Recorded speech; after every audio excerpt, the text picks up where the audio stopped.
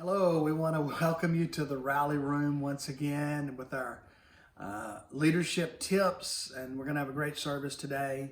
And we just know that God is so faithful to just show up in our midst and do amazing things. And we're beginning a new series for our leadership tips, and it's going to actually go on for a long time. It's going to be several weeks, actually probably 2 to 3 months long.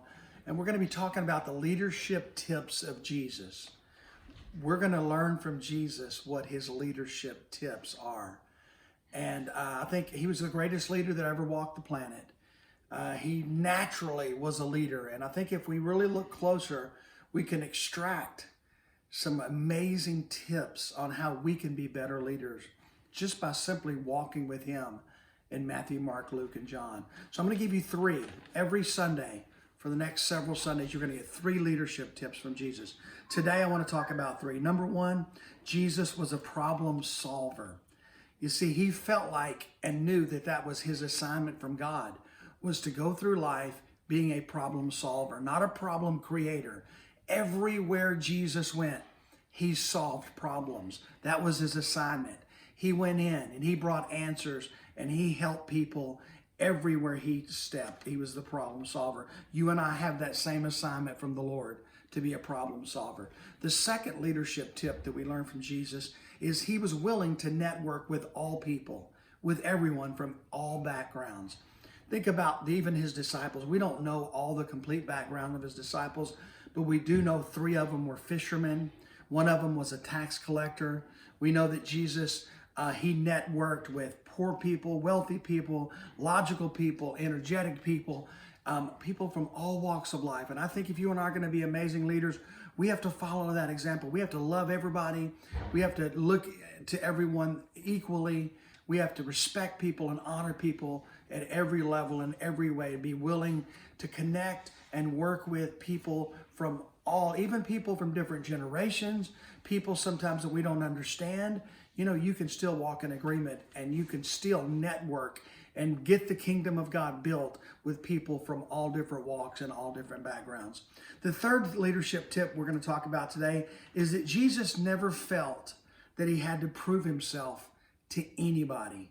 He did not go around living in that trap that so many people live in, where they have to prove themselves to someone. I know a lot of people have what they call daddy issues. Many times I think it's just personal issues that they reflect back on their leader trying to prove themselves in life. You don't have to prove yourself to anyone. Jesus teaches us, if you're going to be a great leader, you cannot be caught up in that trap. In fact, at least two different times in the life of Jesus, once when he was being tempted, he was, Satan came to him and said, if you be the Son of God, trying to get him to prove that he was the Son of God. And then when he was on the cross, they said, if you be the Son of God. Pilate, when he was talking to him, if you be the Son of God, and all through his ministry, people were trying to get him to prove what he really was. And he didn't do that. You know why? Because he knew who he was.